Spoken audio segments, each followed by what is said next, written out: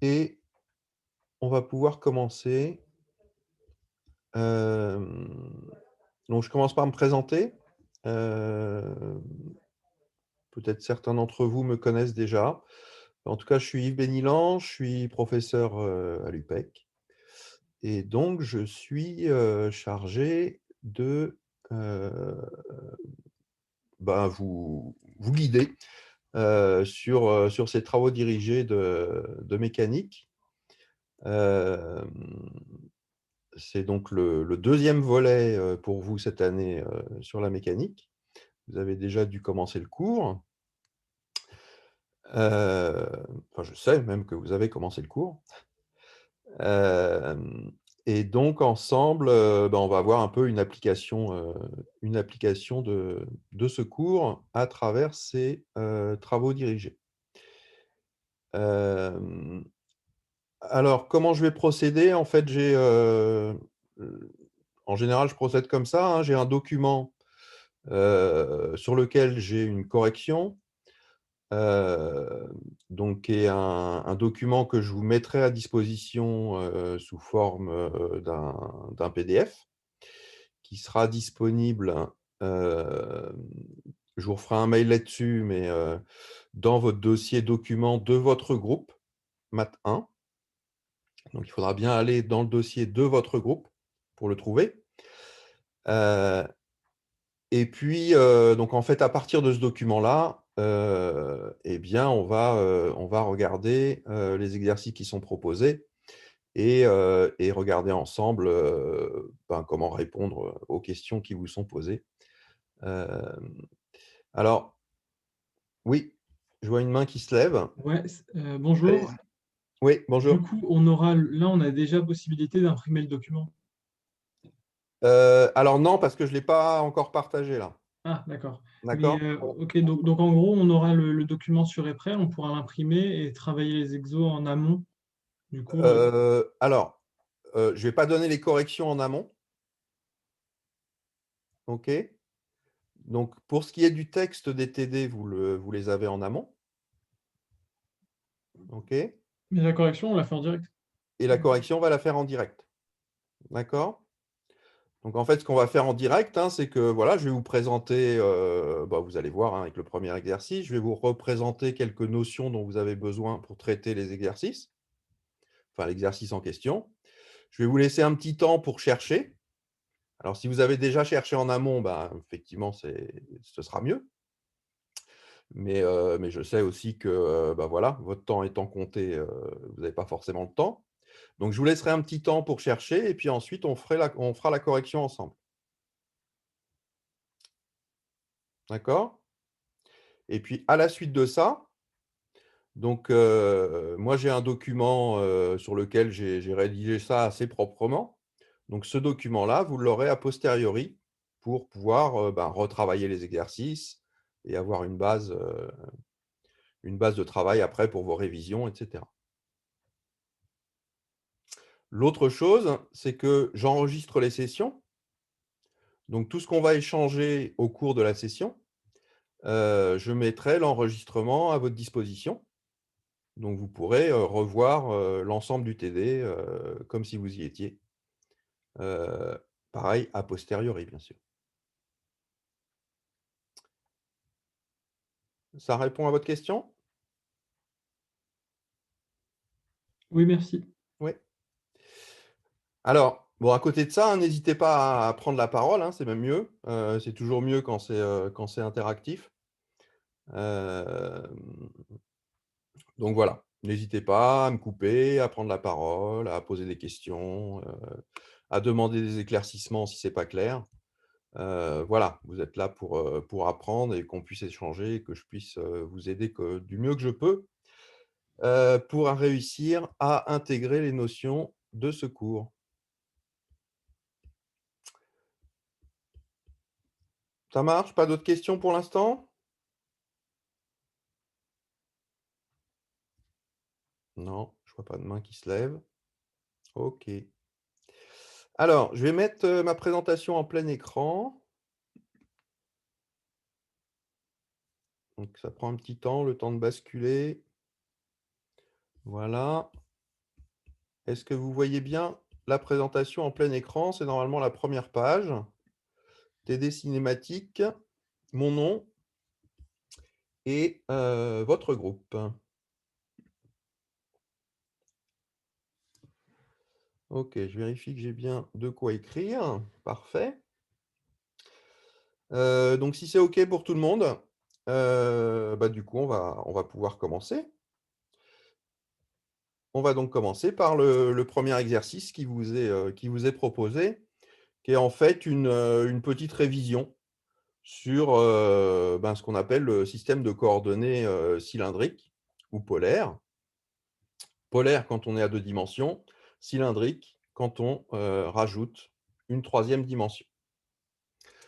Heu, donc la première question, c'est, bah, de donner l'expression d'un vecteur position en coordonnées cylindriques. Alors, pour vous remémorer un petit peu ce que c'est que ce système de coordonnées cylindriques, en fait, j'ai repris, une figure que j'avais, fait, au 1er semestre pour, justement, illustrer ce système de coordonnées. Donc dans ce système de coordonnées, alors vous voyez sur ce graphe là, donc on a nos axes X, Y, Z avec les vecteurs de base en système cartésien UX, UY, UZ. Et puis on a ici un point M. Je vais peut-être prendre un petit stylo pour éventuellement annoter. Donc on a ici un point M qui se trouve dans l'espace. Alors là, bon, on a une courbe particulière hein, qui est décrite par M, mais on ne va pas s'en occuper pour l'instant. Ce qui nous intéresse, c'est comment est-ce qu'on va pouvoir eh bien, exprimer ce vecteur OM dans une base qui est justement cette base de coordonnées cylindriques. Alors, pour pouvoir faire ça, dans le système de coordonnées cylindriques, hein, ce qu'on prend, c'est qu'on prend ce vecteur OM là, et en fait, on va faire la projection du point M dans le plan OXY. Donc, si vous faites la projection de ce point M dans le plan ici, donc vous allez avoir, donc ici vous avez un angle droit, hein, vous allez avoir un point H qui va être un point du plan OXY. Et puis ensuite, donc dans ce plan OXY, donc on va avoir ce vecteur OH maintenant, qui va être repéré alors avec ben, sa norme. Donc la norme de OH, on va l'appeler R. Autrement dit, R, c'est la distance entre O et H, H étant le projeté de M dans le plan OXY. Et puis d'autre part, on repère aussi par rapport à l'axe X l'angle que fait ce vecteur OH et on appelle ça θ. Et en fait, ces deux coordonnées, R et θ, ça va être les deux coordonnées de notre point M dans le plan OXY. Autrement dit, ça va constituer en fait ce qu'on appelle le système de coordonnées polaires. Donc on a ces deux coordonnées, hein, R et θ, et puis si on est en 3 dimensions, on va rajouter une troisième coordonnée qui est quoi? Ben, qui va être simplement l'altitude ici, Z, de notre point M. Donc finalement, vous voyez que si on décompose notre vecteur OM, là, on peut le décomposer en deux vecteurs, un vecteur OH plus un vecteur HM. Le vecteur OH, il a deux coordonnées, une qui est sa dimension, enfin sa taille, sa norme, qui est R, l'autre qui est sa position par rapport à l'axe des X, qui est donné par l'angle θ. Et puis ensuite, pour avoir le point M, eh bien, il faut rajouter une troisième coordonnée qui est la coordonnée Z, qui est l'altitude en fait du point M par rapport au plan OXY. Voilà, donc ça, c'est nos trois coordonnées qui vont constituer finalement les coordonnées dans la base cylindrique. OK, alors en plus des coordonnées, ben, il va nous falloir trois vecteurs unitaires qui vont former la base de ce système de coordonnées cylindriques. Oui, allez-y Henri. Mais, alors je me pose la question, c'est-à-dire qu'il y a 3 coordonnées, il y a θ, R et Z, Tout à fait. mais comment dire? Si on projette, alors la coordonnée Z, elle est nulle, pour le Alors coup? pour le vecteur OH, oui. le vecteur OH, lui, il a pas de, il a pas, enfin, il a z égale 0 en fait. Le point D'accord, mais H, ça se traduit oui. comment? Comment? Ça se traduit comment que OM se projette, enfin que M se projette sur H dans le plan OXY, ça se traduit comment? Ça se traduit comment? Qu'est-ce que vous voulez dire? Je sais pas, par une expression. Euh, Par une expression.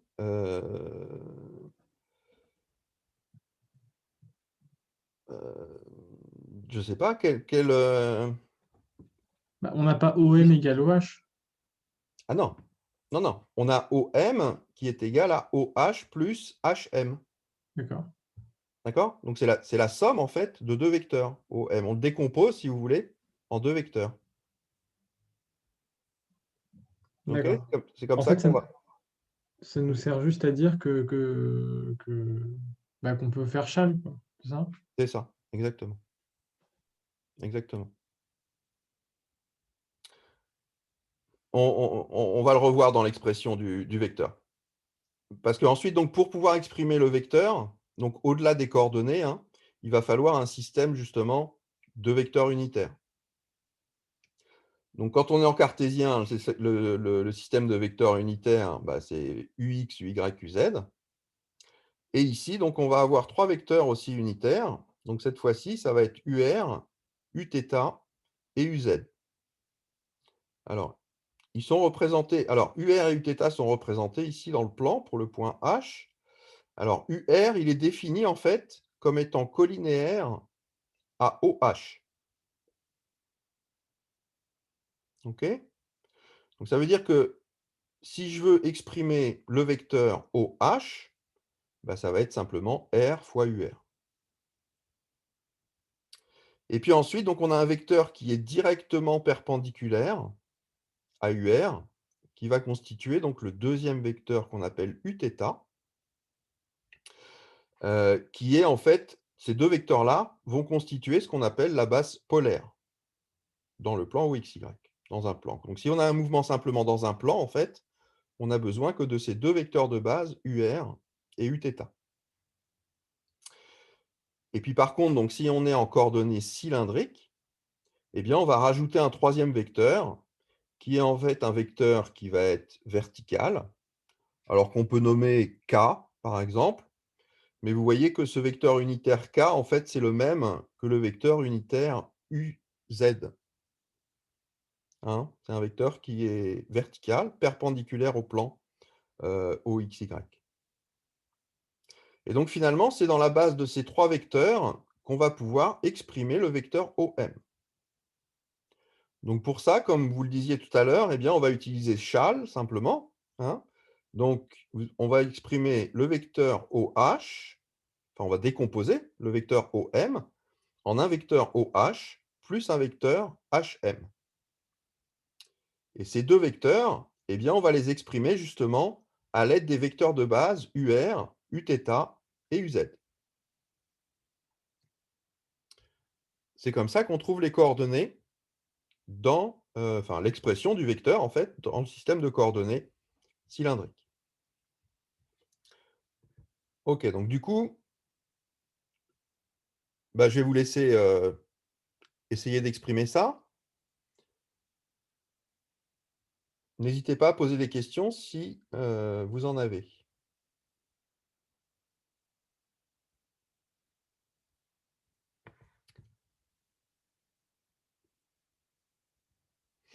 OK, donc vous partez de OM hein, et vous écrivez OM égale, et donc on va décomposer en OH plus HM. Donc on a RUR.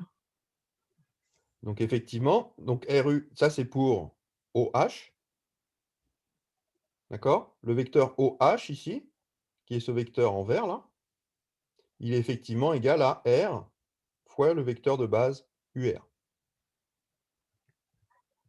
Donc effectivement, on peut écrire ça, R, UR.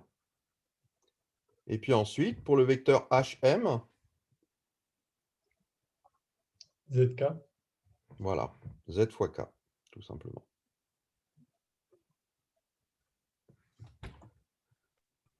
Donc voilà, on a répondu à la question en fait. C'était simple. Alors, je veux juste vous faire remarquer quand même que, donc, vous voyez ici que finalement, dans cette expression du vecteur OM, n'apparaît pas la troisième coordonnée qui est θ.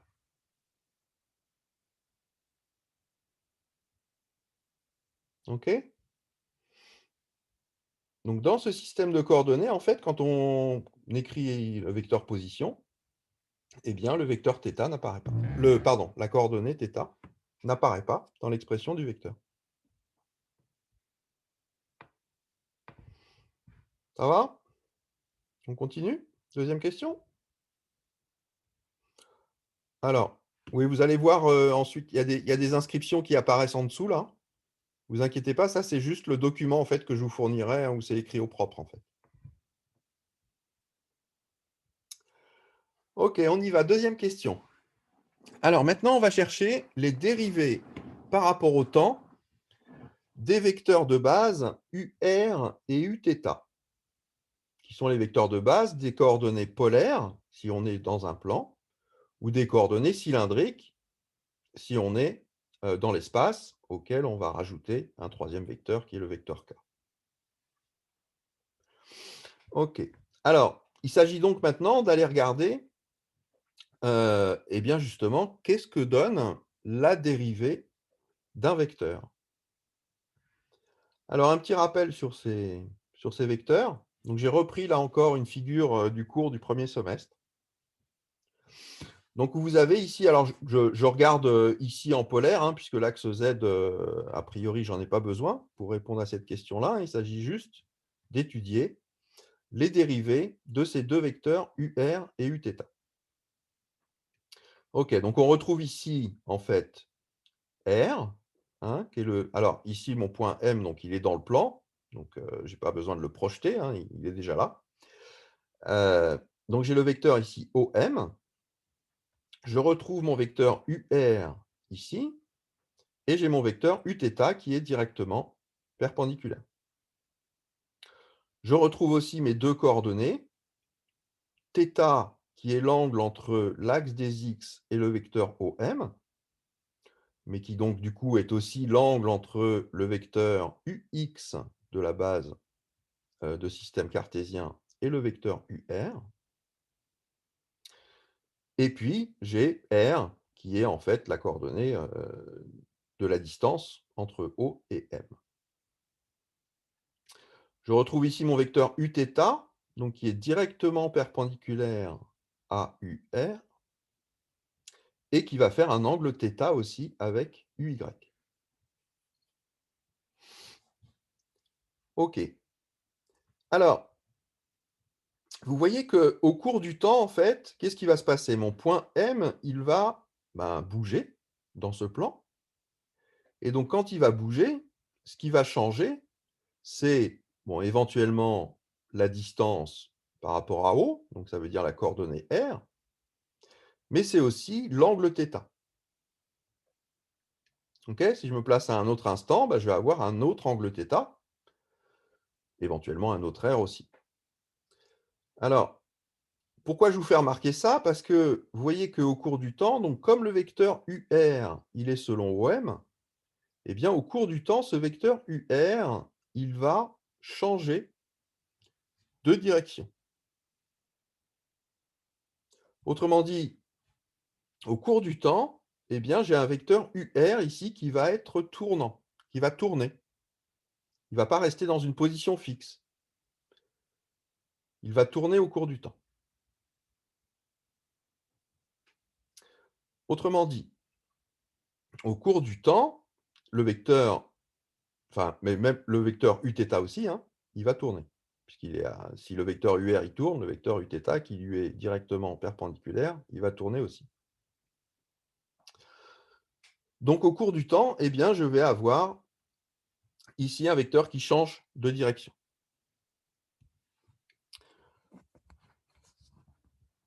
OK. Est-ce que vous savez quand on dérive, quand on regarde la variation, hein, d'un vecteur par rapport à un angle, donc ici je vais appeler l'angle θ, que vaut cette dérivée?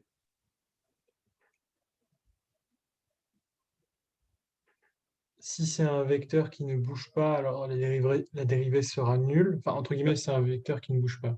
Tout à fait. La dérivée sera nulle.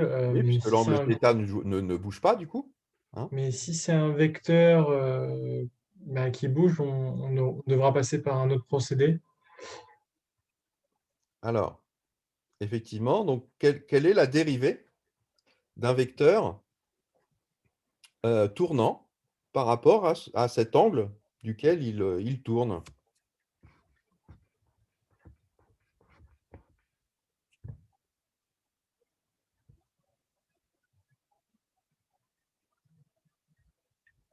Non, vous savez pas? Eh bien, en fait, c'est le vecteur qui lui est directement perpendiculaire. Donc si je l'appelle V, d'accord? Ce vecteur-là, il est directement perpendiculaire à U.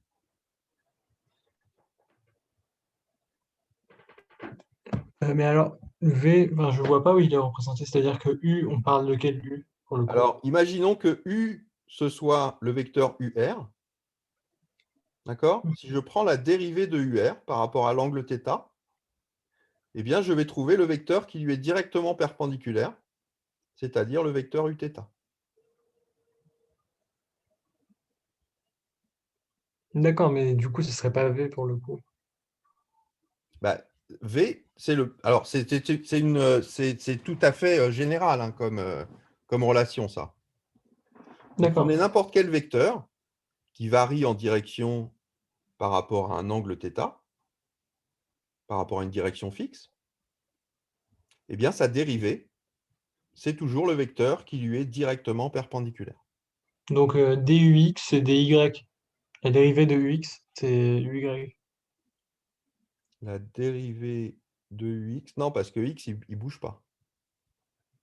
Ux, il est fixe. Ah oui, d'accord. Non, pour le coup, c'est D'accord? ur qui bouge. Ouais. D'accord. Donc, il faut que ce soit un vecteur tournant, hein, c'est-à-dire un vecteur qui change d'angle, puisque c'est justement la dérivée par rapport à l'angle.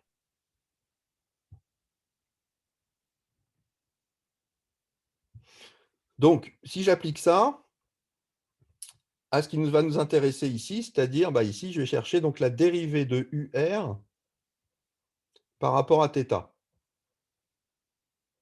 Donc, je vais trouver, comme je vous le disais, le vecteur qui lui est directement perpendiculaire à UR, bah, c'est Uθ, hein, par construction, puisque UR et Uθ, c'est justement la base formée des deux vecteurs perpendiculaires.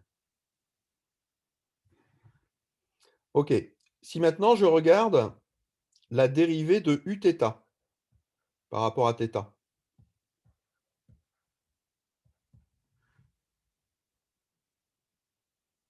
Donc je vais trouver un vecteur qui est directement perpendiculaire à Uθ. Et donc ce vecteur-là, c'est quoi? Moins UR. Tout à fait. Hein, c'est le vecteur. Si vous faites tourner Uθ de 90 degrés ici, vous voyez que vous allez vous retrouver avec un vecteur qui est dirigé selon moins UR. Donc ici, on va avoir moins UR.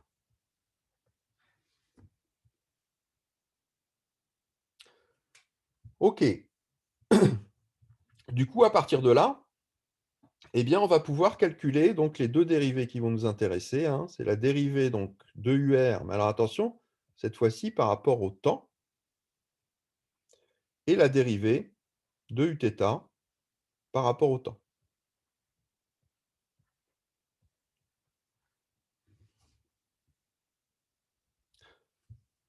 Donc, je vous rappelle, hein, UR, il dépend de θ, qui va dépendre du temps, et de même Uθ, il dépend aussi de θ, qui va dépendre du temps. Donc, quand on va dériver UR par rapport au temps, eh bien, en fait, on va décomposer en une dérivée qui va être la dérivée de UR par rapport à θ, donc DUR sur dθ, et ensuite, on va dériver θ par rapport au temps.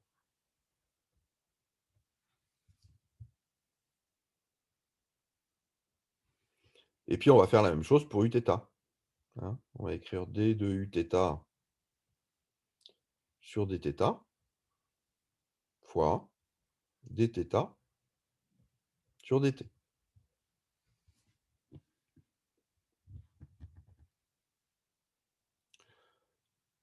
OK, donc une fois qu'on a écrit ça, ben, en fait, on a terminé puisque ici, on a, comme je vous l'ai rappelé ici, hein, la dérivée de UR par rapport à θ, ben, c'est le vecteur qui lui est directement perpendiculaire, c'est-à-dire Uθ, qu'on va multiplier par, ben, la dérivée de θ par rapport au temps. Alors, cette dérivée de θ par rapport au temps, donc on va prendre l'habitude, hein, d'utiliser la notation point. Donc je vais le noter θ point. Et puis simplement, donc je multiplie par la dérivée de UR par rapport à θ, qui est Uθ. Monsieur, qu'est-ce que Oui, vous avez écrit à la troisième ligne? Vous avez écrit dUθ sur dt égale du θ, là c'est un θ. ah. Ah oui, par rapport à θ, donc en fait, il y a juste, Ouais, le d'accord. d'accord, là c'est un θ. C'est dUθ sur dθ fois dθ sur dt. D'accord? On fait toujours la même décomposition, hein. En fait, c'est comme le vecteur UR dépend de θ, donc c'est une fonction composée, en fait.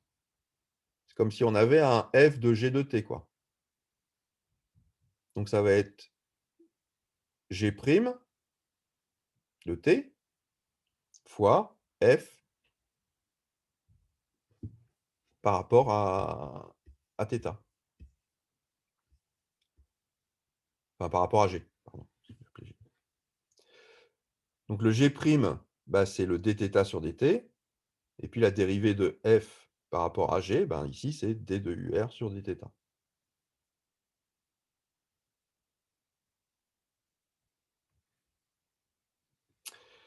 Alors, qu'est-ce que ça va donner pour pour le deuxième là, pour d de Uθ sur dt?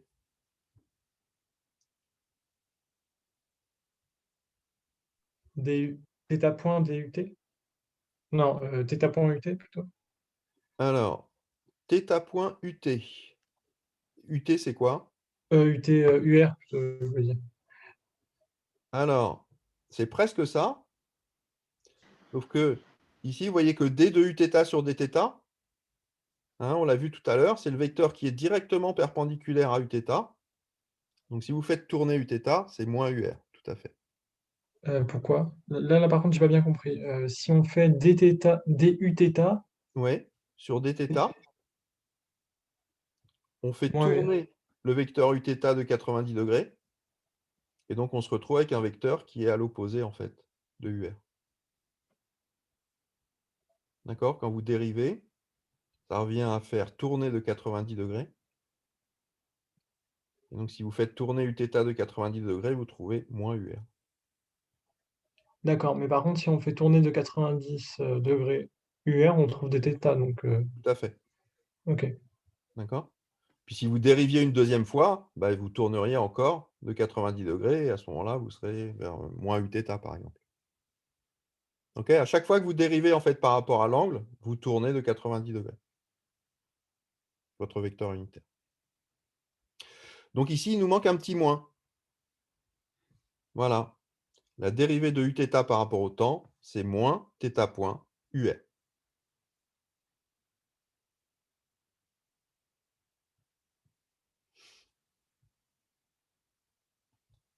OK? Ça va nous servir tout le temps, hein, donc il faut que ce soit quelque chose qui soit clair pour tout le monde.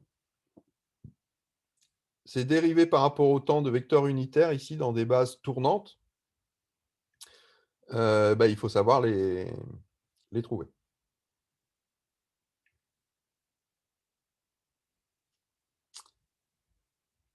C'est bon pour tout le monde?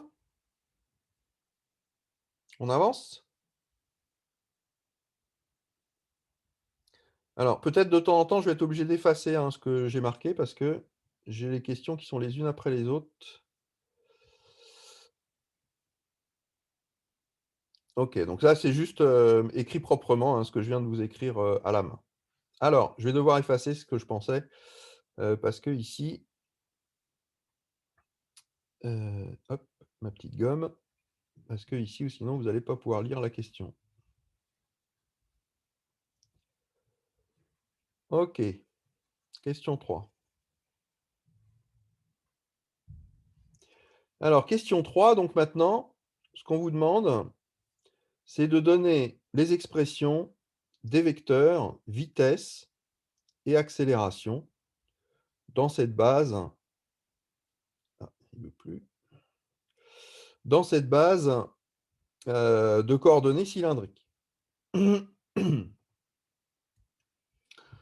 OK, donc, bon, rappel qui devrait être une évidence pour vous. La OK, vitesse, c'est la dérivée de la position et voilà, l'accélération, c'est la dérivée de la vitesse. tout à fait, hein. Donc on écrit ça. La vitesse, c'est la dérivée donc de la position, on va dire OM, par rapport au temps. Et puis ensuite, l'accélération, c'est effectivement la dérivée de la vitesse par rapport au temps, ou encore la dérivée seconde de la position par rapport au temps. OK, donc tout à l'heure, vous vous souvenez, on a écrit l'expression de OM, hein, donc on peut la réécrire là. Donc en fait, on va dériver par rapport au temps le vecteur OM, donc je vais mettre entre parenthèses, qu'on avait exprimé dans la base UR, Uθ, K. Donc c'était R, UR plus K, pardon, plus Z fois K.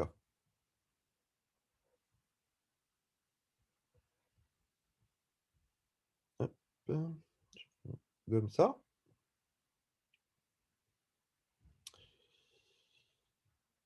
Ah, un petit peu du mal à réagir, mon écran, là. Voilà. OK. Monsieur, vous avez mis RUR plus Z, Fois K. C'est ce oui, qu'on plus Z avait fois. écrit, au-dessus là, la question, hein. OK? C'est le vecteur OM, quoi. Merci. OK, donc ici, vous devez faire la dérivée de ce produit, en fait. Enfin, de ce produit, de cette somme de produits. D'accord? Donc il faut appliquer la dérivée à toute cette expression. Donc je vous laisse calculer ça.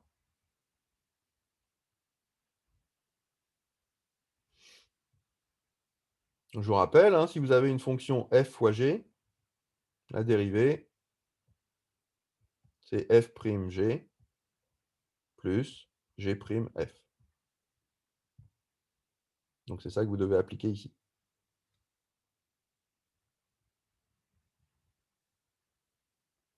J'efface le A pour l'instant.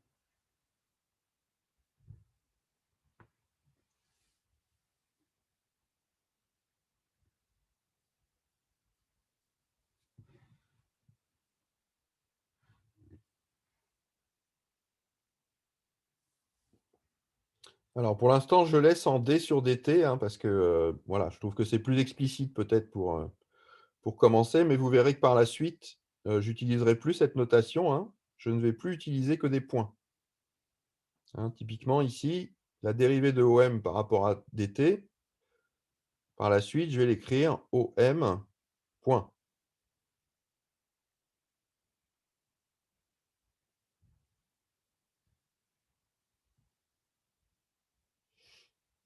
Vous allez voir que c'est beaucoup plus rapide à écrire, du coup.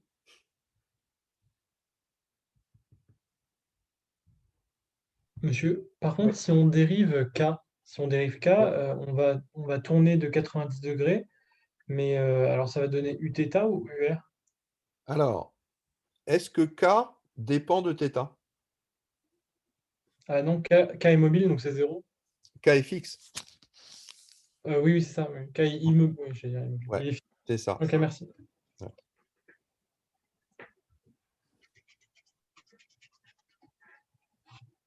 Oups. Ah, là, je suis sorti. Je ne sais pas ce que j'ai fait. Je suis sorti du mode projection.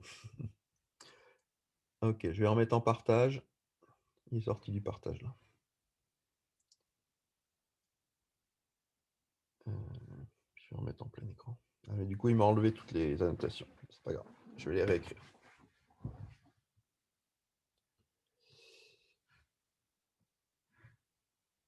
Hop, hop.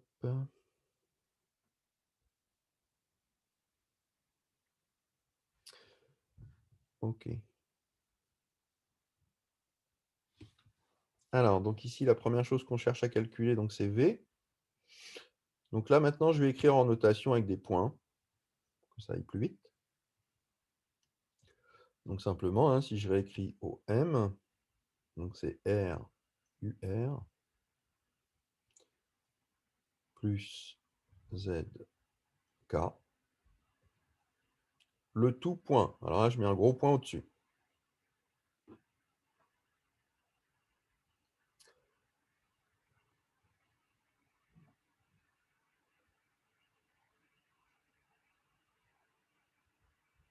Ok, alors quand je dérive ici, donc comme je vous le disais, hein, ce qu'il faut utiliser, donc c'est effectivement si vous avez FG point, ça va être égal à F point G plus FG point, en notation point. Donc ici, je vais pouvoir l'appliquer à cette expression. Alors, j'y vais. Donc, j'applique ça d'abord à R fois UR. Donc, ça me fait R point UR plus R UR point. Et puis ensuite, j'applique ça à Z fois K. Donc, ça me fait plus Z point K plus Z K point.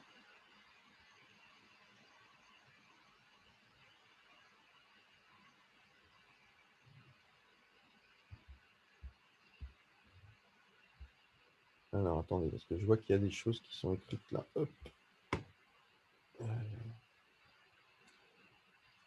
n'arrive pas à lire ce qui est marqué. Je reviens en automatique. Alors, qu'est-ce que vous m'avez marqué? Alors,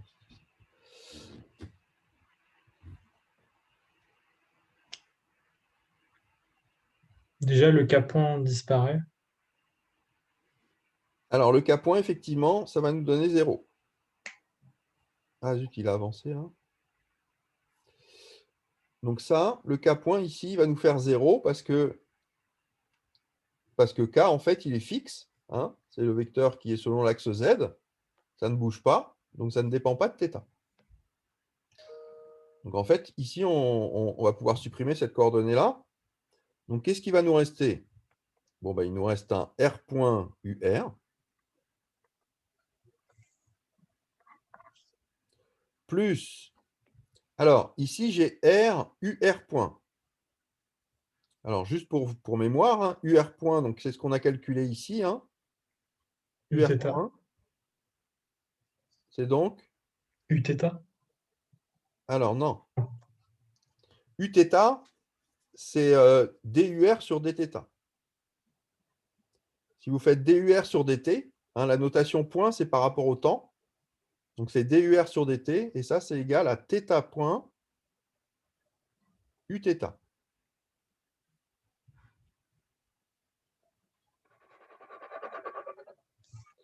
Donc, du coup, ici, je vais avoir R fois θ point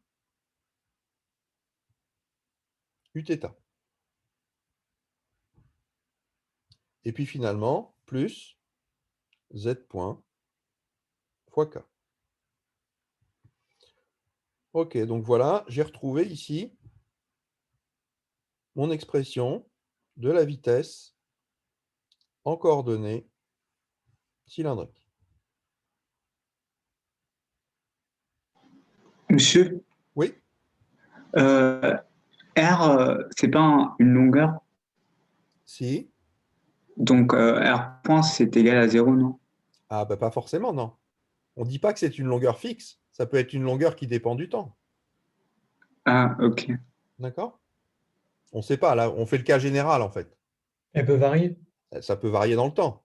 Mon point M ici, d'accord, il était ici. Peut-être qu'à l'instant d'après, il va se trouver là. D'accord? Donc, s'il se trouve là, ben, à ce moment-là, ici, j'ai R'. Ben, vous voyez que ce n'est pas égal à R. Ça a changé. OK? C'est égal à R que si mon point M, il se balade sur un cercle, en fait. À ce moment-là, effectivement, si je suis sur un cercle, R est constant. Et à ce moment-là, le R point ici, il disparaît.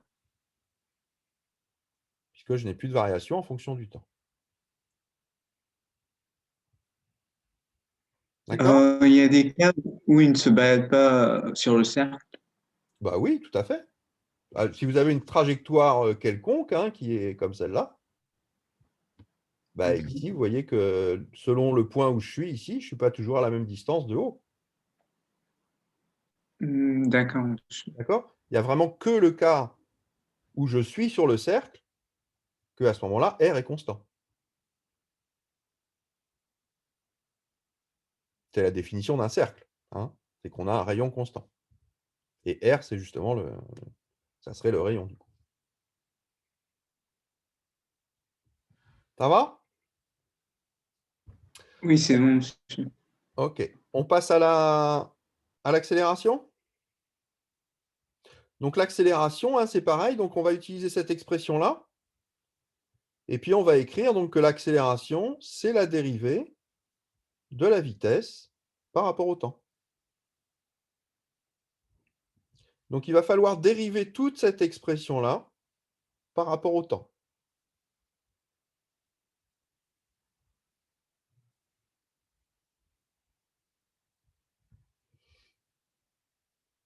On y va? On le fait ensemble?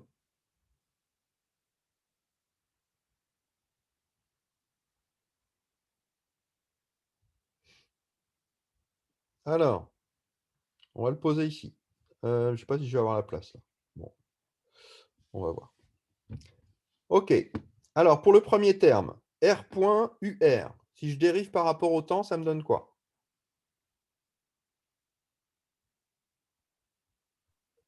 R.UR Tout à fait.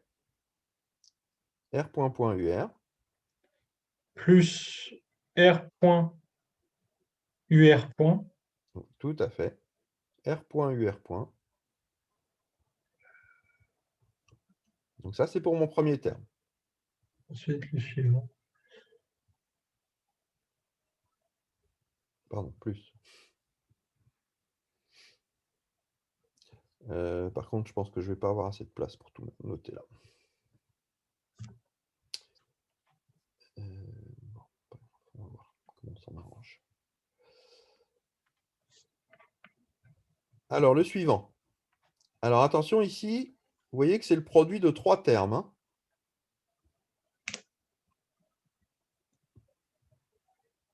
Donc, on va le faire au fur et à mesure. Donc, il faut que je dérive. On va dire que Rθ point, c'est le premier terme. D'accord? Mais c'est déjà un produit.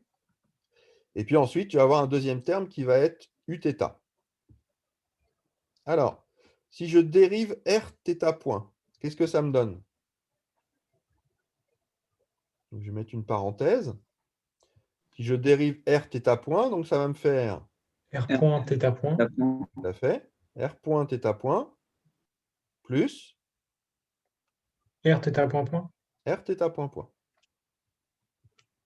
Et ça, je le multiplie par Uθ.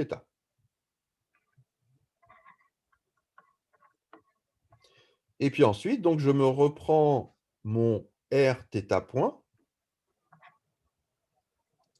et je vais devoir le multiplier par Uθ point.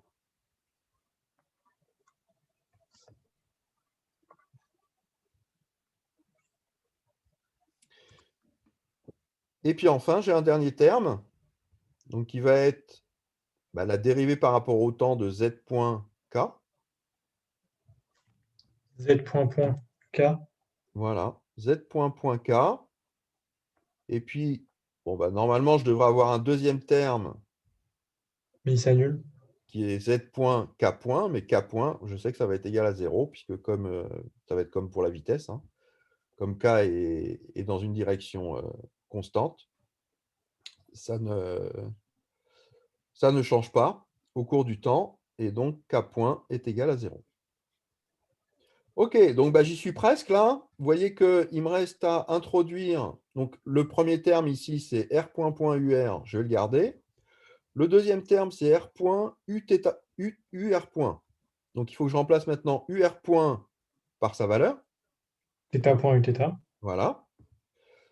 Donc ce terme-là, en fait, ça va me donner un r point θ point u θ. Ici, ces deux termes, bah, je les garde, hein. J'ai un r point θ point plus r θ point point u θ. On peut développer ou ça sert à rien? Ça ne sert à rien pour l'instant. On va rassembler les termes plutôt après. Et puis enfin, par contre, ce qu'il faut que je développe, hein, c'est ce terme-là. D'accord? R θ point, U θ point. Donc je vous rappelle, U θ point. Donc ça va faire moins R θ point carré. C'est ça. Hein, parce que U θ point, c'est moins θ point UR. Donc ici, ce terme-là, je vais le noter ici, ça me fait un R, alors moins, d'accord, à cause de la dérivée de Uθ. J'ai un θ point ici, j'en ai un autre qui vient de la dérivée de Uθ, ça me fait un θ point carré. Uθ. UR, pardon.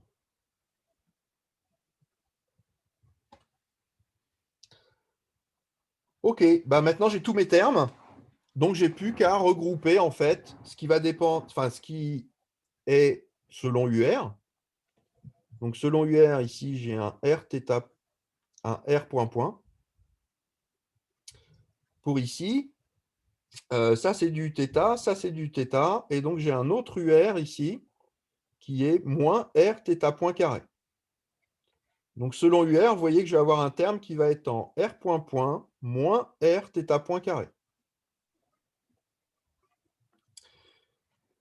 Et puis ensuite, selon Uθ, donc selon Uθ, j'ai un R point θ point Uθ qui vient de ce terme-là. J'ai un autre R point θ point Uθ qui vient de ce terme-là. Donc je vais avoir deux R point θ point Uθ. Et puis plus R θ point point. Voilà, donc une fois que j'ai regroupé tous ces termes-là, ben, j'ai terminé. Hein. Alors, je passe ici pour vous donner la solution. Voilà. Donc finalement, A, vous voyez, c'est cette expression-là.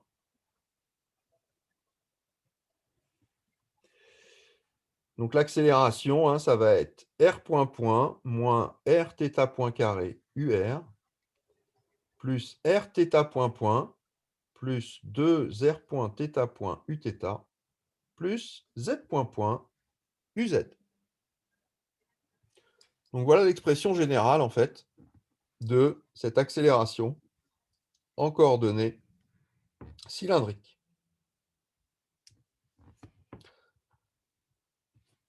Ça va pour tout le monde ça? Pas de questions là-dessus?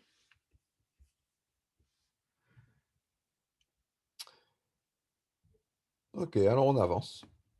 Du coup, on va maintenant, donc ça c'était pour les petits rappels hein, de cours, qui sont en fait même des rappels du semestre dernier. Hein. C'est des choses que vous avez fait au semestre dernier.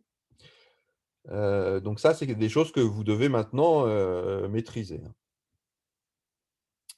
Ok, donc du coup, on va faire une petite application.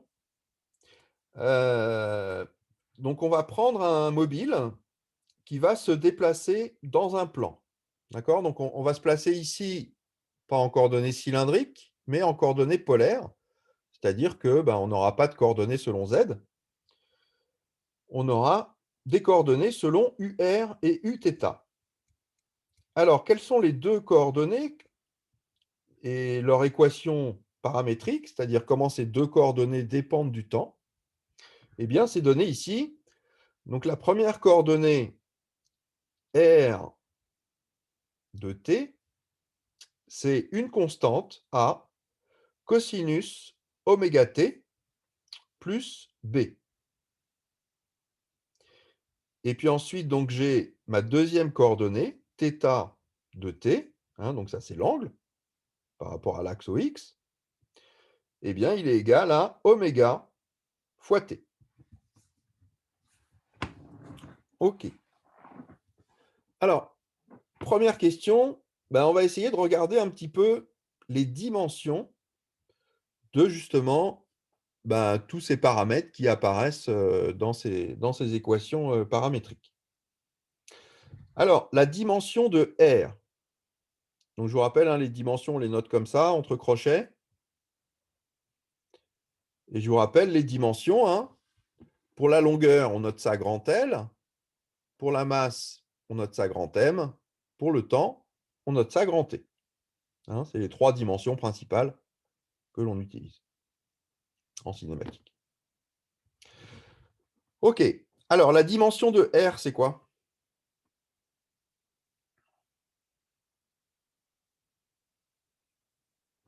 C'est une longueur, effectivement. Donc, c'est grand L. OK. Monsieur, est-ce que vous pourriez rappeler à quoi correspond cette formule R de t égale A cos oméga t plus B? Ça fait penser aux pulsations. Alors, effectivement, donc en fait, le but de l'exercice, là, c'est de regarder qu'est-ce que ça va représenter finalement comme courbe. D'accord? Donc, je ne vais pas vous le dire maintenant parce que c'est finalement le but de l'exercice. OK? Mais on voit qu'effectivement, c'est une espèce de constante auquel on vient rajouter un cosinus multiplié par un certain facteur, avec ici un angle qui varie au cours du temps. Donc, on s'attend à décrire une certaine courbe. Et comment on peut au cours savoir à du l'avance temps. que c'est une Oui. distance? Comment on peut savoir à l'avance que c'est une distance R? Alors, parce que qu'est-ce que c'est R en fait? OK, je reprends un système d'axes X, Y. D'accord? Je prends un point M. Donc j'ai ici j'ai le point O, origine de mon système. Ici, j'ai le vecteur OM. R, c'est quoi? C'est justement la distance de O à M. Ouais? Mais en quoi ça correspond à la formule A cos oméga t plus B? Ça, on va voir comment ça correspond à ça. Mais en tout cas, ce que je sais, c'est que R, ça décrit la distance au cours du temps de mon point M par rapport à l'origine. Mais ça, c'est imposé, ça devrait être imposé dans l'énoncé ou on était censé le savoir? Ça, vous êtes censé savoir que le système de coordonnées cylindriques ou polaires, eh bien, il est fait de deux paramètres. La coordonnée R, qui est justement la distance entre mon point M et l'origine du repère, et la coordonnée θ, qui est l'angle entre le vecteur OM et l'axe des X. D'accord. D'accord? C'est comme ça qu'on repère nos points dans l'espace. Ici dans le plan, du coup. D'accord? Donc, du coup, je sais que R, c'est une longueur. En fait, c'est la norme du vecteur OM.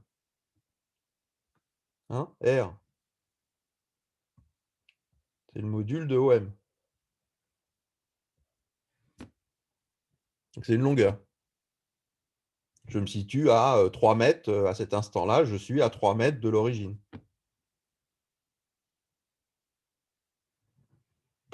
OK? Alors, maintenant, θ, c'est quoi?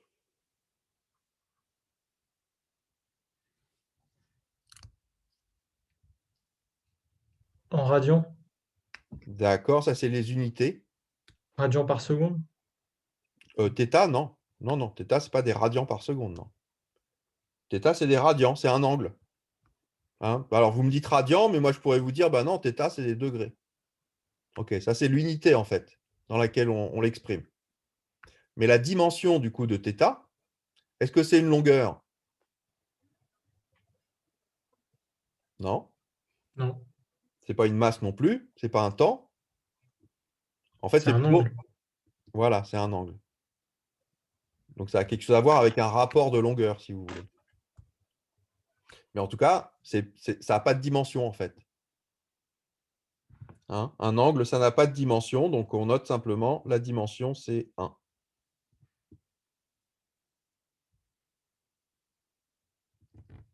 Merci Marine. OK. Alors ensuite, qu'est-ce qu'on a? On a A. Alors, A, c'est quoi comme dimension, ça? Alors, effectivement, Wadou, c'est L. C'est une longueur aussi. Alors, pourquoi c'est une longueur?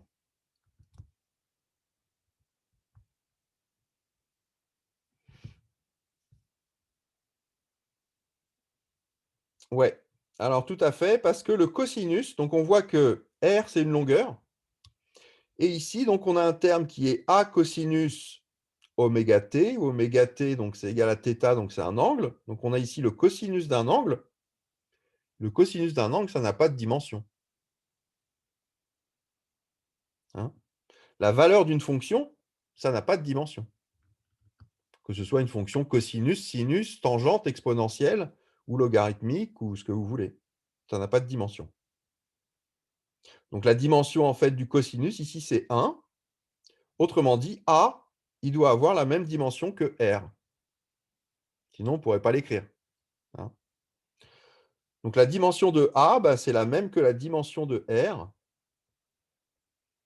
c'est-à-dire L. Alors, on peut voir que ben, B, ça va être la même chose. Simplement, il est multiplié par une fonction qui vaut 1, si vous voulez. Mais B, il doit avoir la même dimension que R aussi. Hein. Donc la dimension de B, c'est la même que la dimension de A, qui est la même que la dimension de R. C'est simplement L. OK, qu'est-ce qu'il nous reste? La dimension de oméga. Alors, où est-ce qu'on voit apparaître oméga? Ben ici, dans l'expression θ de t égale oméga fois t. Alors ici, t, c'est le temps. Hein. J'espère que c'est clair pour tout le monde. Quand on écrit les équations paramétriques d'une courbe, eh bien, en fait, c'est la variation dans le temps des coordonnées de mes points. OK, donc vous voyez que oméga, effectivement, donc ça va être, si je regarde la dimension, hein, j'écris l'équation aux dimensions de cette équation-là, θ égale oméga fois t. Je vais donc avoir la dimension de θ qui doit être égale au produit de la dimension de oméga par la dimension de petit t. Alors, attention, radian par seconde, enfin radian seconde, vous m'avez mis. Ça, c'est des unités, ce n'est pas des dimensions. C'est un angle Donc, produit d'un angle et de temps. voilà. Alors ici, vous voyez, si j'écris l'équation aux dimensions qui correspond à cette équation-là, je dois avoir la dimension de θ qui est égale à la dimension de oméga fois la dimension de t.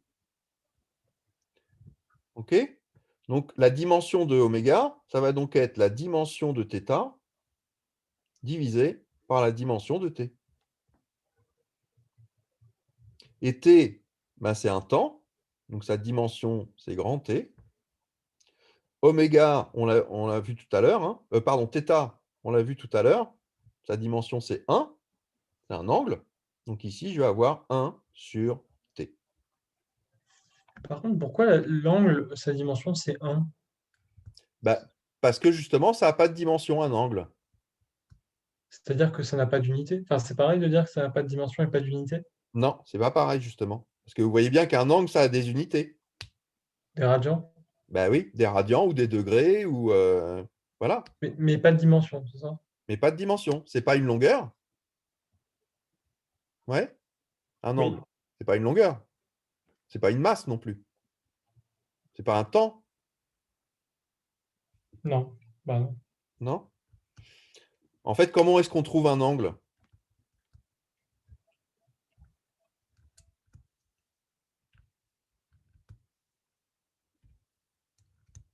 Ah.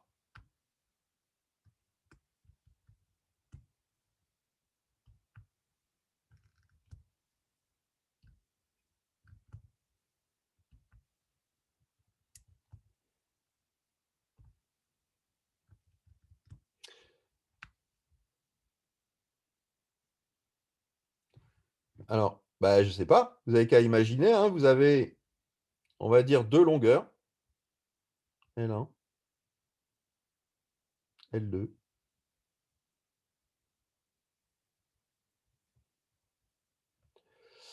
Comment je vais calculer l'angle θ entre les deux? Entre L1 et L2. Mhm.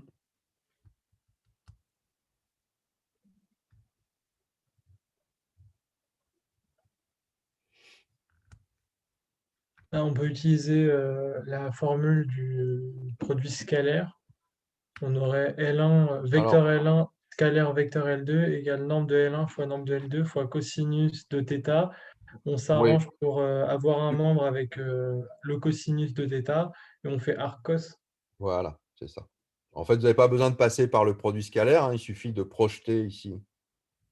Imaginez que vous ayez ici un angle droit, hein, vous projetez ici. En fait, vous allez avoir le rapport entre L1 et L2 qui va être effectivement le cosinus de l'angle. Autrement dit, L2 fois le cosinus de l'angle, c'est égal à L1. Donc l'angle, ça va être arc cosinus du rapport. Mais en tout cas, Vous vous pourriez voyez le que faire? comment? Est-ce que vous pourriez le faire?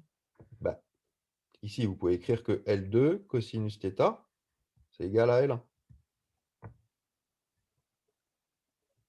Donc du coup, θ, c'est arc cosinus de L1 sur L2. D'accord. OK? Donc vous voyez que ça n'a pas de dimension, arc cosinus de L1 sur L2. OK? Donc un angle, c'est sans dimension. Mais par contre, ça a une unité. Donc il faut, voilà, faut différencier les deux, hein. Ce n'est pas parce que vous n'avez pas de dimension que vous n'avez pas d'unité. Mais inversement, si vous avez la dimension, bah, vous avez aussi l'unité.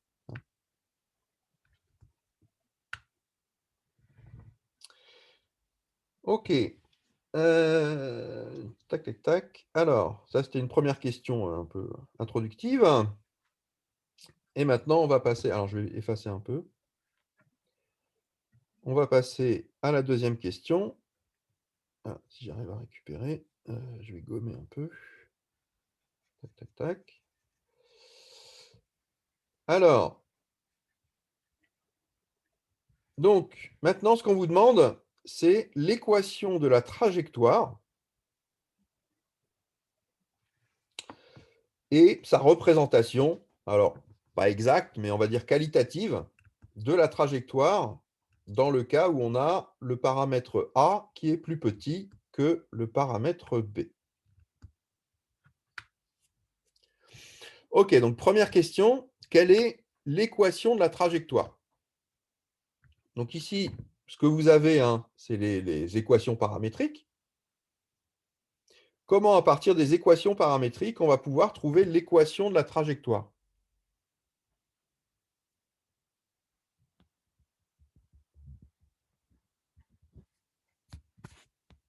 Est-ce que vous avez une idée?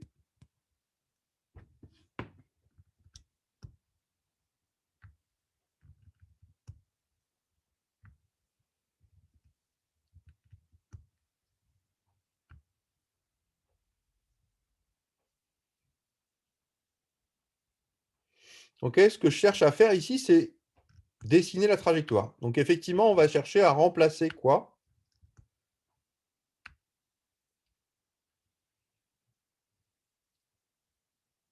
on va remplacer dans l'expression de R, effectivement, oméga t par θ.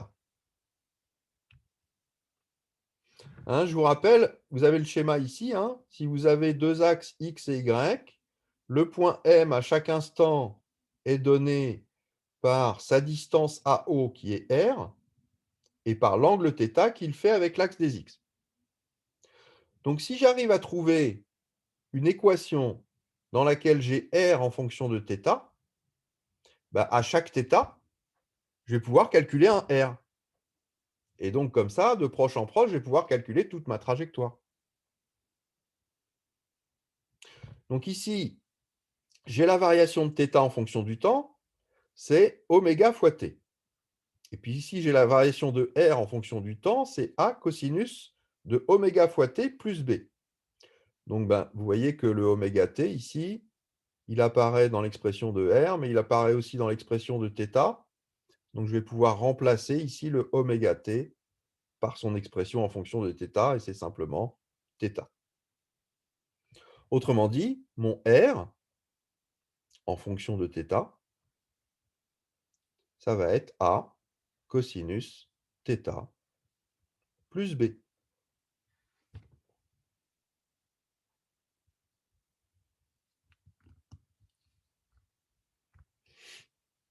Ça va, ça? C'est pas très clair. Enfin, pour moi, personnellement, j'ai pas trop compris. Bah, OK. Ici, j'ai une expression de R qui est fonction du temps. D'accord? Qui est R de t, c'est A cosinus oméga t plus B. Oui. Et puis, j'ai une expression de θ en fonction du temps, qui est θ de t, c'est oméga t. Autrement dit, vous voyez que ici, je peux remplacer dans l'expression de R le oméga t par le θ de t, puisque les deux Oui. sont égaux. Donc, c'est juste ce que j'ai écrit ici. D'accord. Donc, maintenant, vous voyez que pour chaque angle θ, je vais pouvoir calculer une position R. C'est ça l'équation de la trajectoire? Tout à fait. Ben, on va la construire ensemble, si vous voulez, cette trajectoire. D'accord? Donc, on trace nos deux axes, X et Y. Vous pouvez le faire avec moi. Hein. Donc, vous tracez vos deux axes, X, Y. Et puis, ben, pour pouvoir tracer ça, il va falloir prendre des valeurs particulières de θ. D'accord? Donc, on va prendre une première valeur de θ, la plus évidente. Hein, c'est, on va dire que à t égale 0, que vos θ, ben, je remplace dans l'expression de θ, t par 0. Vous voyez que j'ai oméga fois 0. Donc, à t égale à 0, en fait, θ, il est égal à 0. OK, si θ égale à 0, que vaut R? Donc, du coup, R de 0. Il vaut simplement B, effectivement. OK, alors, donc ici, il faut que je choisisse une espèce d'échelle. Hein, je vais fixer une valeur de B. Il faut que je fixe aussi une valeur de A. Je sais que A doit être inférieur à B. Disons que je prenne une valeur, allez, on va prendre A égale 1 pour simplifier, hein, de manière que ce soit facile à tracer. Et puis, on va prendre B égale 2. Mais c'est pas A plus B, R0, puisque si on a cos 0, ça fait 1. Ah, très bonne remarque. Effectivement, on a B, mais ensuite on a A cosinus oméga t. Oméga t, donc on a dit que c'était θ maintenant. Donc cosinus θ, θ il vaut 0, cosinus de 0 c'est 1. Donc ça fait A plus B. OK? Donc ici, je vais mettre des graduations. Donc ici, j'ai 1, 2, 3. Et donc vous voyez que A plus B, ça fait 3 justement. OK? Donc en fait, ici, à t égale à 0, ben, je vais partir de ce point-là. D'accord? Ici, la longueur qu'il y a entre O et, alors je vais l'appeler M0 par exemple, eh bien c'est justement R0. Et ici, j'ai dit que c'était A plus B, c'est égal à 3. OK. Alors, donc, augmentons le temps s'écoule, et au bout d'un moment, mon θ, il va passer par une valeur particulière qui va être θ égale pi sur 2. OK? Qu'est-ce que ça veut dire que θ égale pi sur 2? Ça veut dire que du point ici M0, je suis passé, donc θ il vaut pi sur 2, hein, ça veut dire que j'ai fait un angle droit. Donc je suis maintenant sur l'axe des Y en fait. Ouais? Alors, du coup, si θ égale pi sur 2, que vaut R?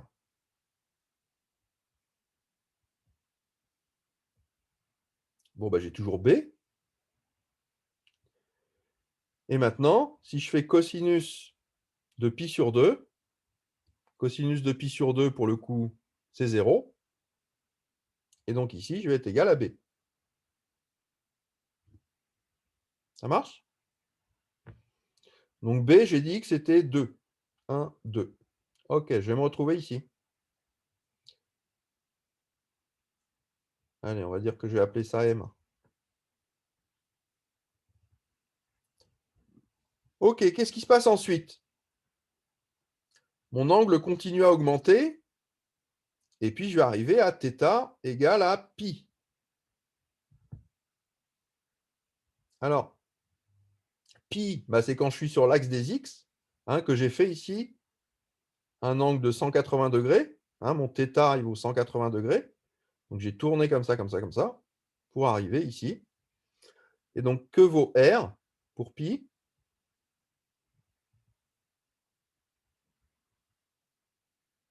Ben, B, il vaut toujours B. Et puis, A, cos pi. Alors, cosinus de pi, c'est moins 1. Donc ici, c'est moins A. Ça vaut B moins A. OK, B moins A, c'est 1. Donc ici, je dois arriver en ce point-là. Ça, c'est mon point M2. OK, donc vous voyez que ça veut dire que ma trajectoire, hein, si je la trace, on va dire que c'est... On ne va pas la tracer exactement, hein, mais simplement, je la trace grossièrement, qualitativement. Je passe ici par une espèce de maximum, et je vais revenir en ce point-là.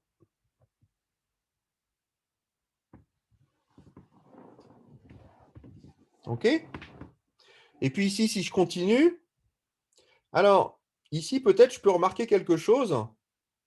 C'est que, donc je vous rappelle, hein, l'angle θ, c'est cet angle-là.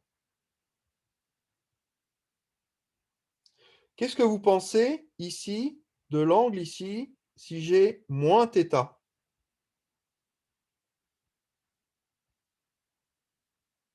Que va valoir R?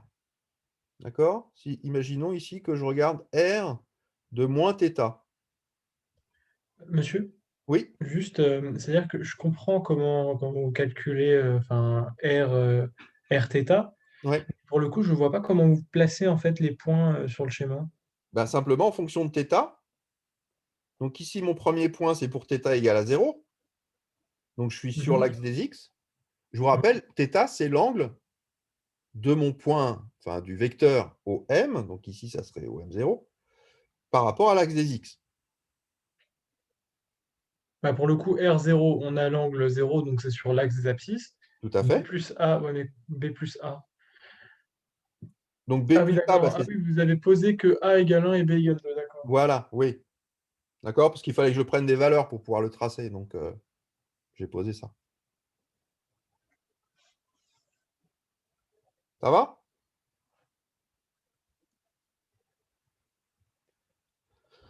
Alors, est-ce que vous pouvez me dire ce qu'il advient donc si je fais R de moins θ?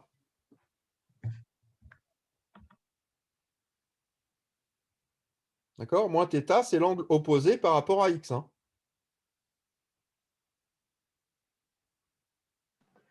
La formule ne change pas. Tout à fait. Parce que, en fait, A cosinus de moins θ plus B, ma cosinus de moins θ, c'est égal à cosinus θ, en fait. Donc ça va être égal à A cosinus θ plus B, c'est-à-dire que c'est égal à R R de θ. Donc ça, qu'est-ce que ça me dit? Ça me dit pour n'importe quel angle ici, en fait, sa valeur négative de l'angle, eh bien, ça va être la même que la valeur positive. Ou autrement dit, j'ai ici une fonction qui est symétrique par rapport à l'axe des x. Donc, je n'ai même pas besoin de recalculer pour les autres angles qui sont négatifs ici. Il suffit que je reporte la même trajectoire. Donc ici, je vais passer par le point ici. Alors, je vais l'appeler M3. OK. Tac. Et puis ensuite, je vais revenir ici au point M0. Donc, voilà ma trajectoire.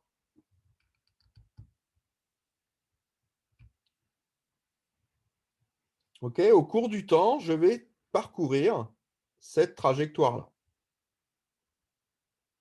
D'accord? Donc, je vais, au cours du temps, toujours aller sur la même trajectoire, qui est une trajectoire. Alors, elle n'est pas circulaire, hein, elle a une forme un peu de cacahuète, quoi.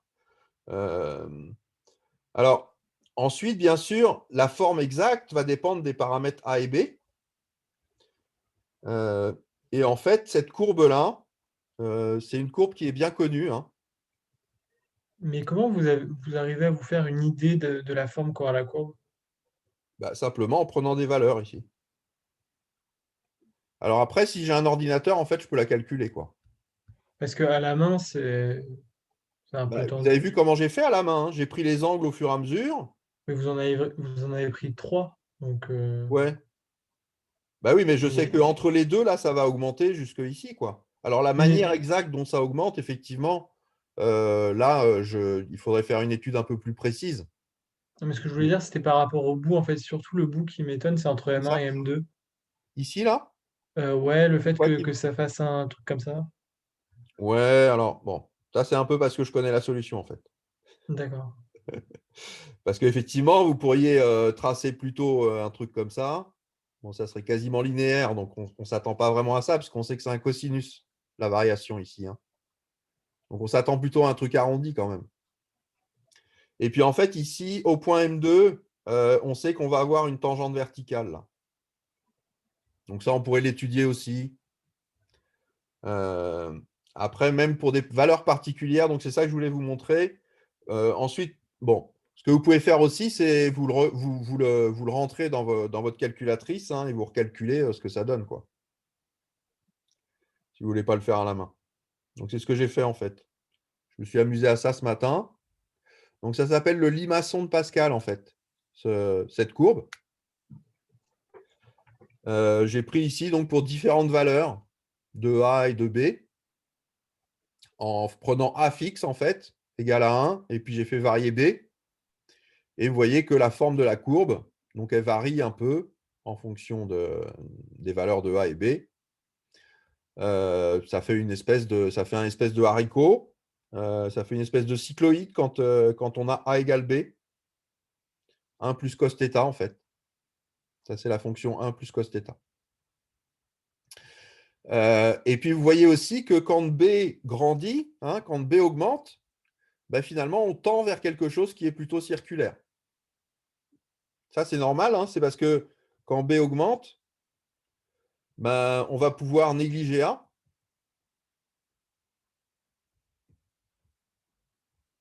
Et donc, finalement, le R, il va être égal à B. Donc, si R est égal à B, c'est une constante. Et donc, si c'est une constante, ça va donner un cercle. Ça va? Alors, après, même là, dans le problème, on s'est limité à A inférieur à B. Mais en fait, cette courbe-là, elle donne des choses assez amusantes. Si vous levez cette contrainte-là et que vous faites A supérieur à B, eh bien, vous allez commencer à avoir des courbes un peu étonnantes comme ça, hein. Donc, c'est des courbes qu'on appelle effectivement en limaçon. Vous voyez qu'on va faire en fait une boucle à l'intérieur ici, avant de revenir par là. Et en fait, cette boucle à l'intérieur, elle grossit au fur et à mesure. Ça ressemble si vous voulez. Et en fait, à la limite, où vous avez, donc là pour le coup, j'ai fait diminuer B. Hein. En fait, ici, vous voyez que c'est les courbes qui viennent à l'intérieur, là. Hein. La courbe blanche, en fait, c'est la même que celle qui est là. Et ici, donc à l'intérieur, en fait, le cercle qu'on décrit à l'intérieur, ici, ben, il va grossir au cours du temps. Et puis, au bout d'un moment, quand B devient égal à 0, si B égale à 0, qu'est-ce que ça vous donne?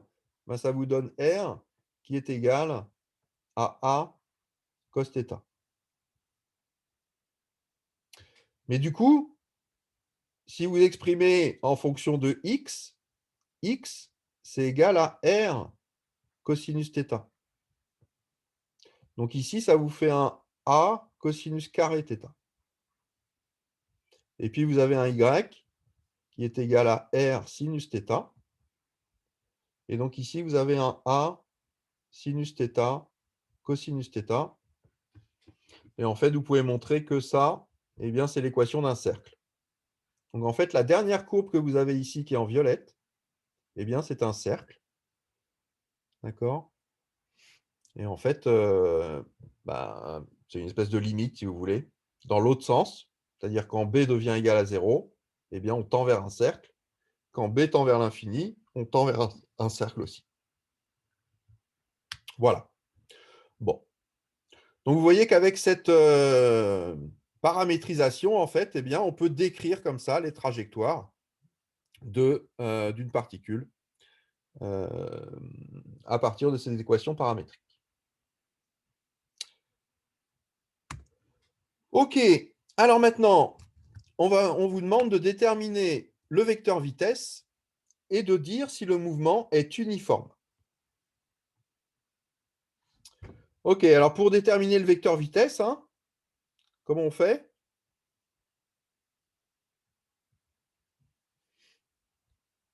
Ben, simplement, on va dériver OM par rapport au temps. Alors, je vous rappelle, hein, OM, ici, on est en coordonnées polaires, donc c'est simplement R, UR.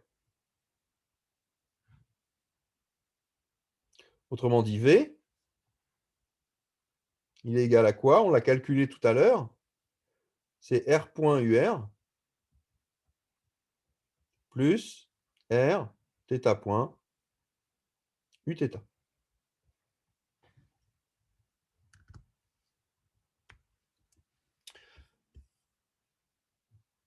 OK. Et donc, ici, on a R qui est égal à A cosinus θ plus B.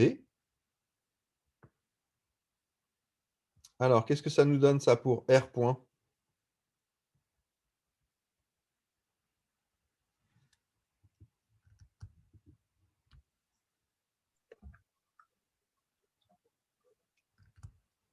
A point cos θ. Alors, A et B sont des constantes. Hein. Ah, bah déjà B, on va pas, comment dire, il va D'accord? pas apparaître. Bon. Ouais. A point cos θ, donc ça fait 0. Donc c'est A cos θ le tout point. Donc ça fait cos θ moins sinus θ, donc moins A sinus θ. Alors, attention, ça, c'est le piège. Θ, c'est une fonction qui dépend du temps. Ah oui. Donc, si vous dérivez un cosinus, en Donc c'est fait, une moins fonction... oméga A. Voilà. Donc, en fait, alors, on peut l'écrire sous la forme. Donc, c'est moins, effectivement, pour la dérivée de cosinus par rapport à θ. Hein, on a un moins sinus θ. Et ensuite, il faut multiplier par la dérivée de θ par rapport au temps. Alors, je vais le mettre θ point pour l'instant. Et donc, θ point, c'est effectivement égal à oméga. Donc ici, on a moins A oméga sinus θ. OK, ça c'est pour R point. Maintenant, Rθ point. Bon, bah ça c'est relativement facile. Hein. Θ point, on l'a ici. Donc, il suffit de multiplier R par θ point, c'est-à-dire par oméga. Donc, on a simplement A oméga cosinus θ plus B oméga. Et donc, tout ça, ça nous permet d'écrire V égale, donc R point, on l'a ici, moins A oméga sinus θ UR, plus R θ point Uθ, plus A oméga cosinus θ, plus B oméga, j'arrive au bout de ma ligne, Uθ. Voilà l'expression de la vitesse dans le système de coordonnées polaires pour cette équation paramétrique. OK, que vaut maintenant la norme de la vitesse? Le module de V. Donc le module de V, c'est la racine carrée du carré des deux coordonnées, de la somme des carrés des deux coordonnées. Bon, je vais calculer ça. Alors, racine de... Alors, ma première coordonnée, donc c'est A carré, oméga carré, sinus carré θ.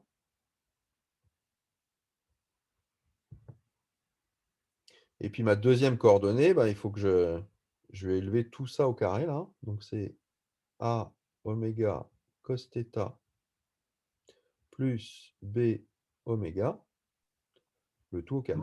Monsieur, Oui, qu'est-ce que vous avez écrit après? Enfin, vous avez mis R θ point égale A oméga cos θ plus. R θ point égale A oméga cos θ plus B oméga. Ah d'accord, merci.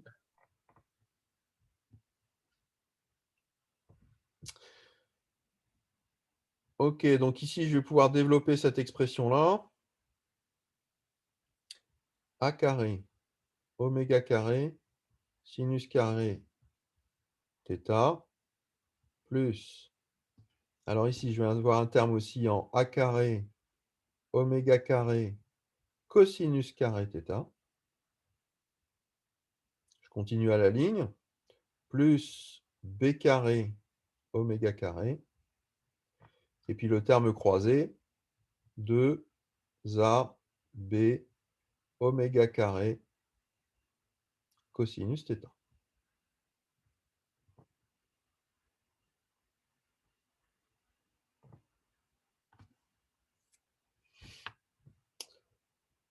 OK. Alors maintenant, je vais pouvoir simplifier. En effet, ici, je vois que ici, j'ai A oméga sinus carré θ plus A oméga cosinus carré θ. Donc sinus carré plus cosinus carré, ça fait 1. Donc finalement, ici, j'ai simplement A carré oméga carré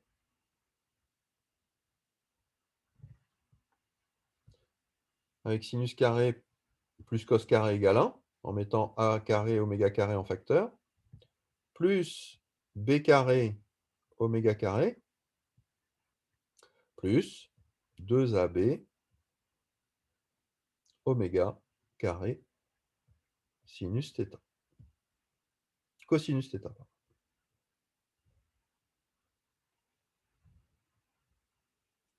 Voilà, alors là, je vois que je peux mettre oméga en facteur. Donc finalement, V, c'est oméga racine de A carré plus B carré plus 2AB cosinus θ.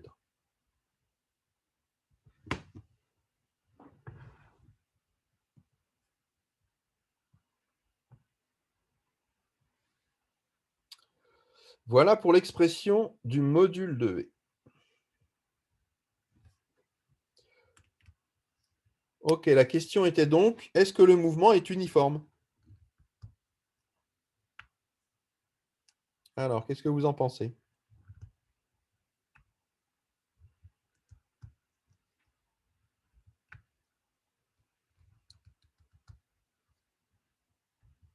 D'après vous, est-ce que le mouvement est uniforme ici?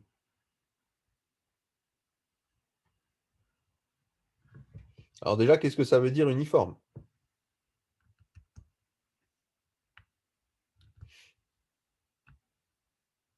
Oui, parce qu'il dépend de oméga.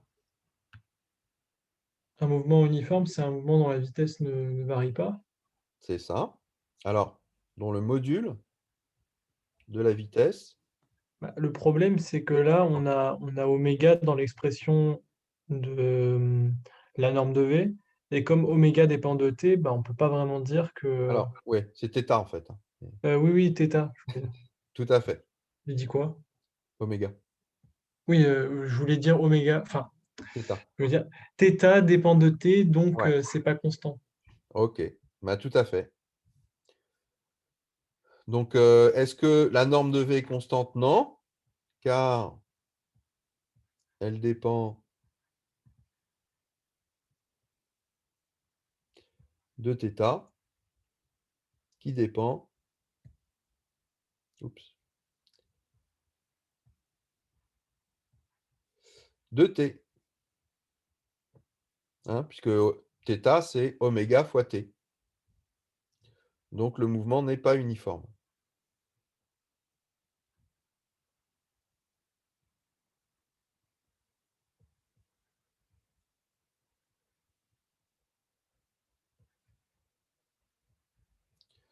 Bon, d'ailleurs, on peut le voir assez facilement, hein, il suffit de prendre des valeurs de θ particulières. Vous voyez, par exemple, si vous prenez, je ne sais pas moi, θ égale 0,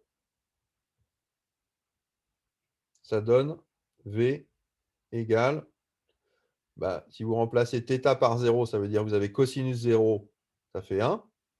Donc, vous avez A2 plus B2 plus 2AB. Donc, ça, c'est A plus B au carré. Racine de A plus B au carré, ça fait A plus B. Donc, ici, c'est A plus B oméga.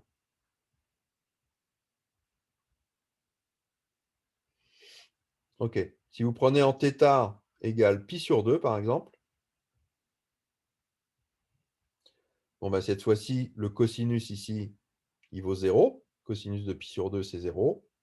Et donc, ici, maintenant, vous avez V qui est égal à racine de A2 plus B2 oméga.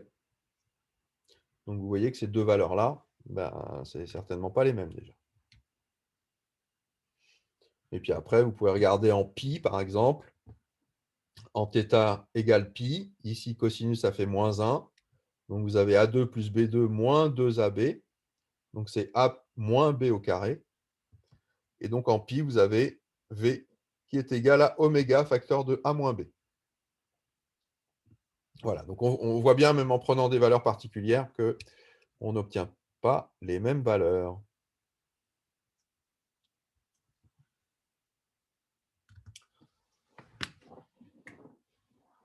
Ça va?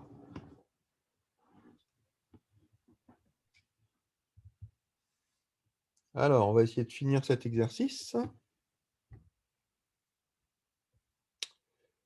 Ok, donc ça, vous verrez, c'est la solution écrite proprement. Ah, alors ensuite, on demande, il faut que je gomme. On ne voit rien. Hop. Donc, je vais gommer ici. On vous demande de déterminer quelle est l'accélération.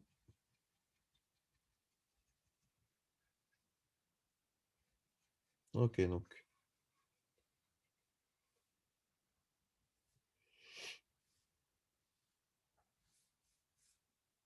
donc pour avoir l'accélération, ben, on va dériver la vitesse. D'accord? L'accélération. Donc, ça va être la dérivée de la vitesse. V point.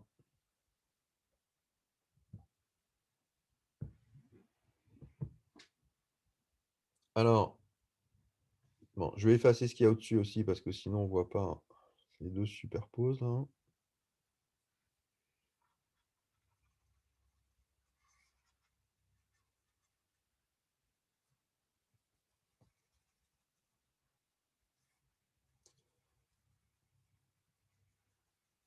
Donc, l'expression de la vitesse, elle est là.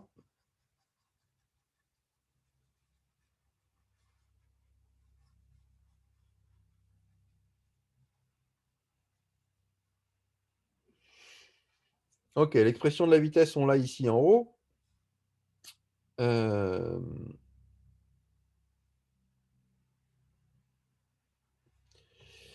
Et puis, en fait, l'accélération, on l'a même déjà calculée précédemment, hein. Vous vous souvenez ce que c'était? Alors, c'était R point point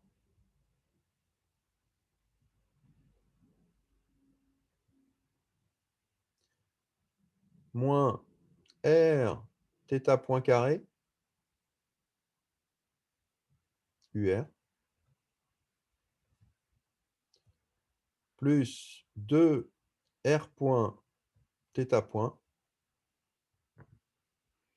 plus R θ point point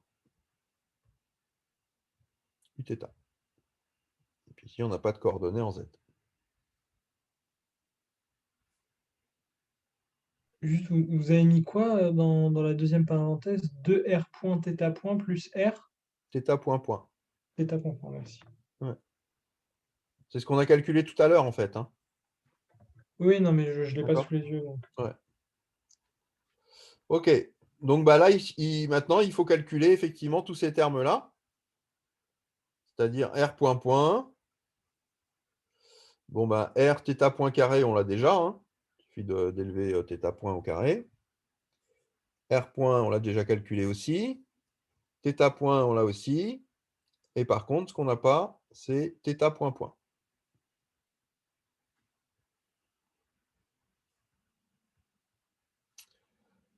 Alors, on y va? R point point.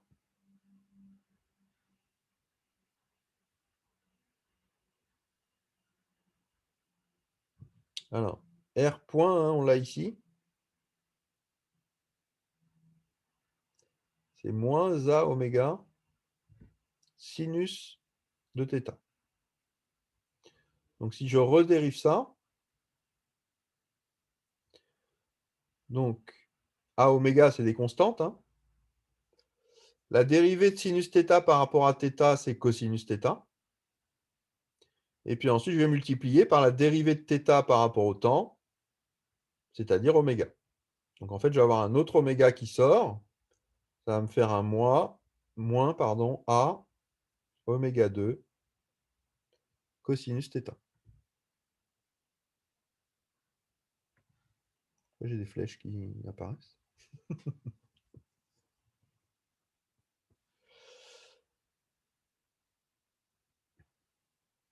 Ok, ça c'est pour R point point.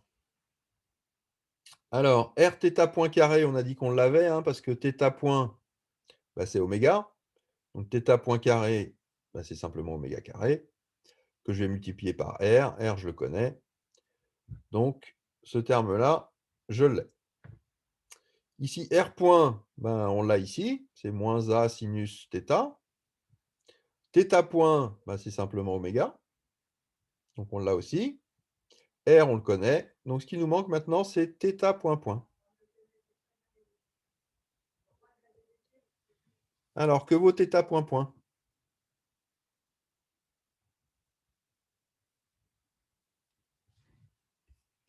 On peut interpréter ça comme oméga t point point. Je ne sais pas si. Si vous C'est-à-dire voulez. que. Ça vaut 0. Ça vaut 0, oui. Pourquoi? Parce qu'en dérivant oméga t, on aura oméga, et ensuite en dérivant oméga, bah, on aura 0. Tout à fait. Hein, parce que oméga est constant. Donc, effectivement, la dérivée de oméga par rapport au temps, ça va nous faire 0. Bon, ben, c'est bien ça, ça va nous simplifier un terme. Ok, donc du coup, A, c'est égal. Alors, on a dit, on a ce terme-là, en moins A oméga 2 cosinus θ.